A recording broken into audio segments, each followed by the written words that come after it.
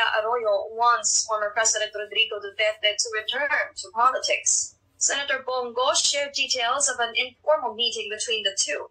According to Go, who served as Duterte's former aide, Arroyo reportedly tried to convince Duterte to be active in politics once again. Go says Duterte will consult his family about the matter. He added Arroyo and Duterte share the goal of serving the Filipino people despite the differences. Iyan daw ni dating Pangulong Gloria Macapagal Arroyo ang alok ni incoming President Rodrigo Duterte na ipardon siya. Gayunpaman, tingin ni Duterte bilang isang dating prosecutor at abogado, walang matibay na kaso laban kay Arroyo. Bagay na kinontra naman ng ilan. Nakatutok si Sandra Aguinaldo. Noon pa man maganda na ang relasyon ni na dating Pangulong Gloria Arroyo at incoming President Rodrigo Duterte.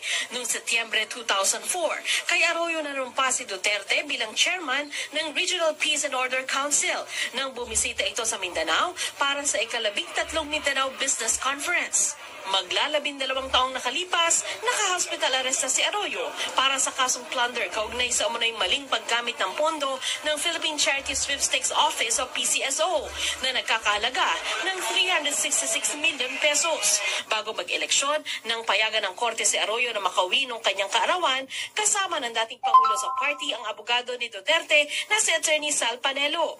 Ang kaibigan si Duterte, hindi pa man nakakapanumpa bilang Pangulo, may alok na para kay Arroyo. I said when I become president, I will pardon you. I talked to her. Sabi ko, ma'am, gusto mo i-pardon kita?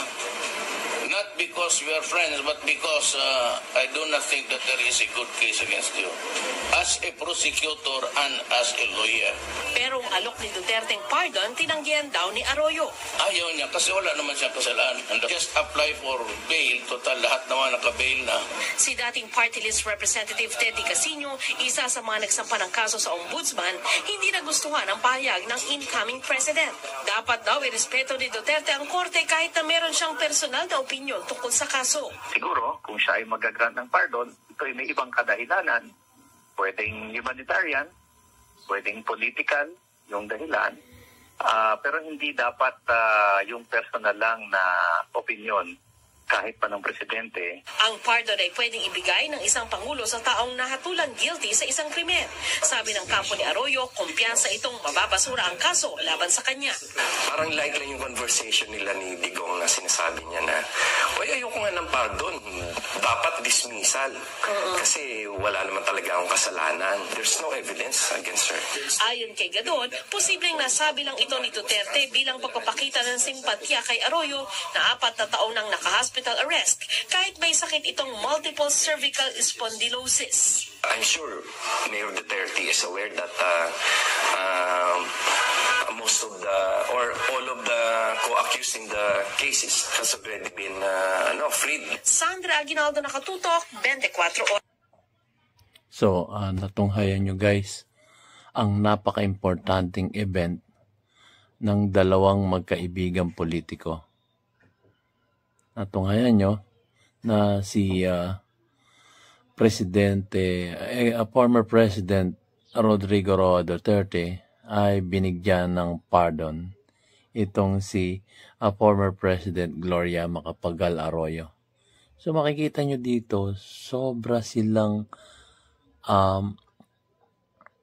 malapit sa isa't isa. So tunghayan po natin, baliktanaw po ito sa mga pangyayari, guys.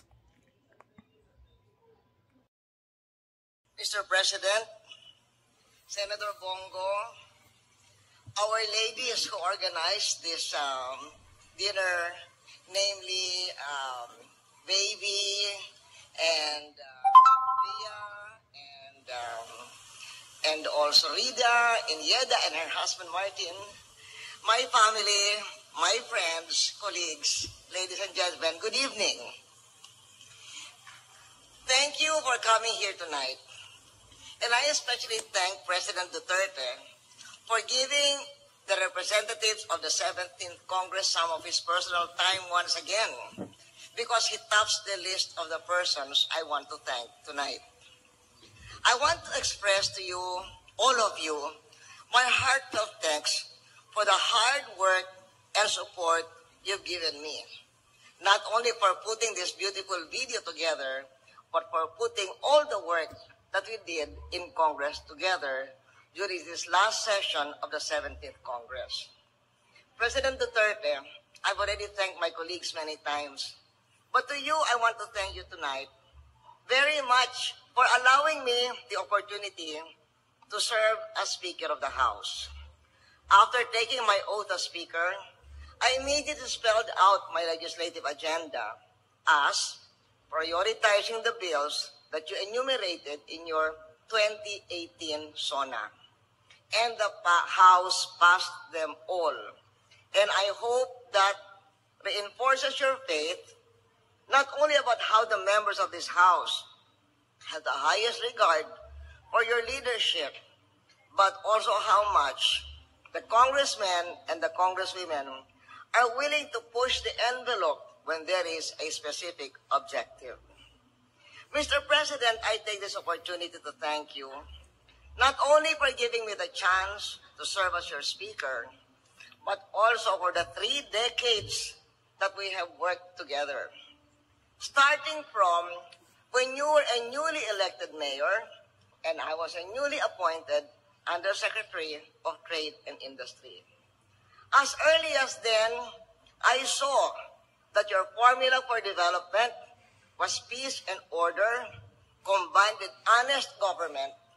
It worked in Davao, and now under your leadership of the country, it is working in the Philippines. Thank you very much for that, Mr. President. I also thank you for your political support, supporting my candidacies for Senator, Vice President, and President. I don't know if you still remember, but I cannot forget that in one of your campaign speeches, you told the people of Davao, and I quote you, "If you cannot vote for Gloria Macapagal Arroyo, do not vote for me."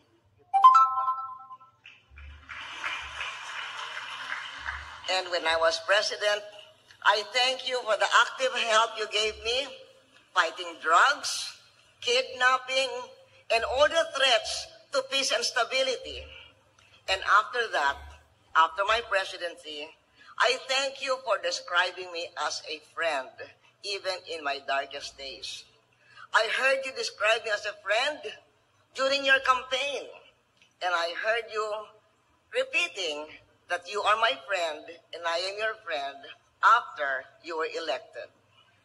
And most of all, I thank you that when you became president, you provided the atmosphere in which the court had the freedom to acquit me of the trump-up charges of my successor and your predecessor, so that the court voted 11-4 in my favor, including half of those who were appointed by my successor. My only regret, Mr. President, in our relationship is that you have found me very difficult to deal with.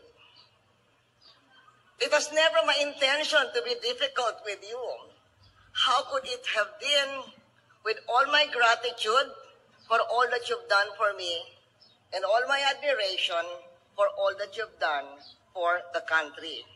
So I only wish I had better EQ so that I could have second-guessed everything you wanted so that you would have now found me so difficult to deal with.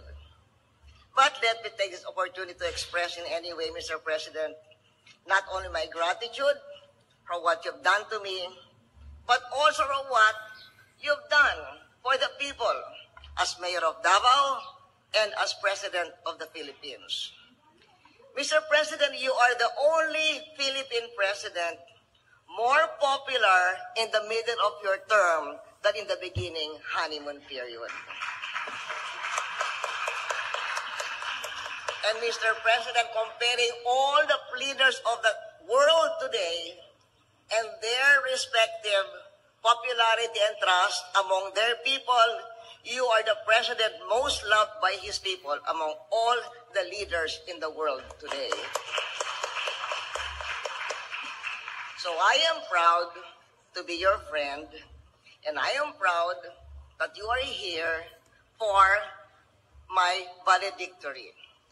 I graduate from 27 years of active political life.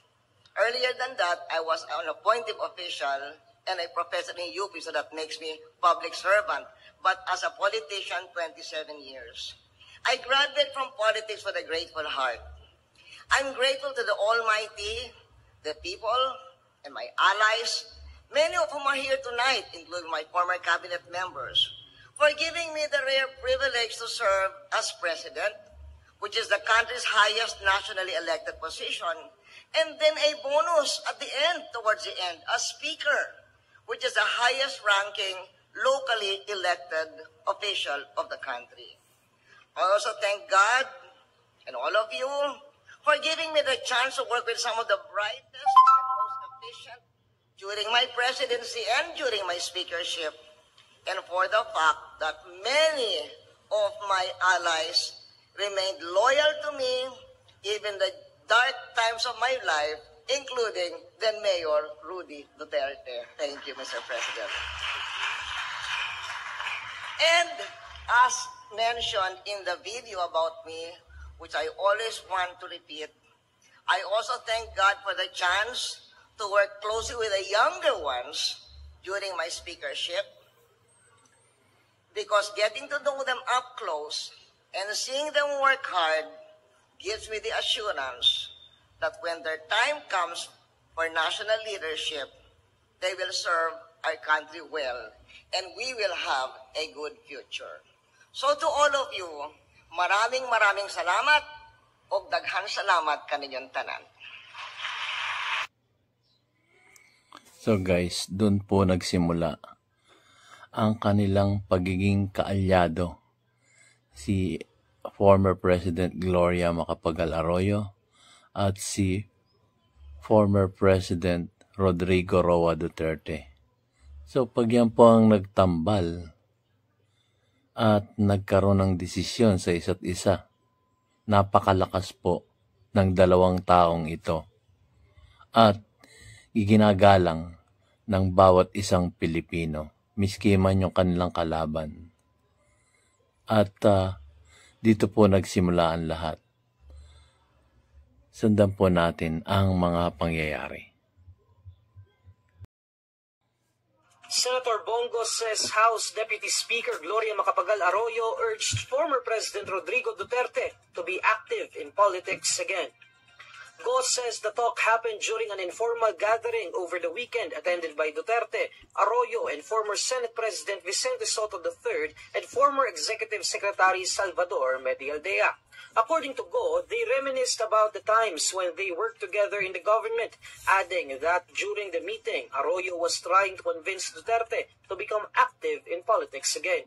Go, however, did not detail what Duterte's response was. Nagsisimula na po uling tumulong ang ating butihing Pangulong Rodrigo Roa Duterte dahil nakakaamoy na siya ng mga kakaibang ganap. So, hindi tayo pababayaan ng ating butihing former President Rodrigo Roa Duterte. Tunghayan pa po natin yung ibang balita.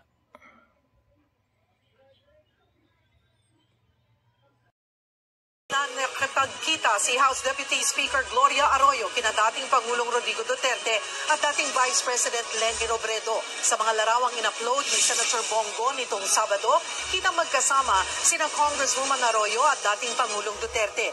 Kasama rin nila si dating Senate President Tito Soto. Ayon kay Go, nagkwentuhan at nagbalik tanaw lang daw ang tatlo. Bago yan, lumabas naman noong Miyerkules sa social media ang larawan ni Arroyo kasama si dating Vice President Robredo. Sa isang pahayag, kinumpirma ni Arroyo ang pagkikita nila ni Robredo na tinawag niyang social dinner. Pinag-usapan daw nila ang politika sa Bicol. Resignation from Lakas CMD, Vice President Sara Duterte met with former President Gloria Arroyo. Arroyo posted a picture of the gathering on her Facebook page Friday. The lawmaker said the event was meant to celebrate her and Duterte's birthday as well as the birthdays of 3 others. She added the lunch meeting was hosted by business tycoon Manny Pangilinan.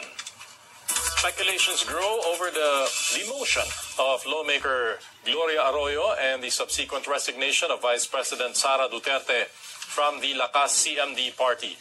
The Makabayan bloc at the lower house sees the movements as the unraveling of President Ferdinand Marcos Jr.'s so-called uni-team. The group now warning Marcos not to let his guard down. Tingin natin, hindi gagalaw etong si GMA na mag-isa. Ang maaga pa lang ay nabibiyak na yung unit team. Hindi niya dapat tanggalin yung kanyang yung kanyang guard dito sa mga Duterte, especially now na ginawa ni Marcos si Vice President Duterte as vice co-chair ng ng NTFL Cup. Alam natin kung saan ang loyalty ng mga militar sa ngayon, sa mga Duterte pa rin. For Liberal Party President Congressman Edsel Lagman, the events may all be connected to the 2028 elections. He adds this development. So ayun guys. At nagsisimula na si Vice President Sara Duterte para umaksyon doon sa mga kapalpakan ng gobyerno natin ngayon. Tapos tinanggal pa si Gloria Macapagal Arroyo, dating presidente. Tinanggal pa sa yung posisyon niya sa Kongreso. Kaya medyo masakit-sakit po ito. Kasi tinanggal niya yung yung unity team na tinatawag ni Presidente Marcos. So, guys, medyo nakakagambala ito. So, kung nagustuhan nyo po ang aking munting video, bibigyan ko pa kayo ng mga maraming updates.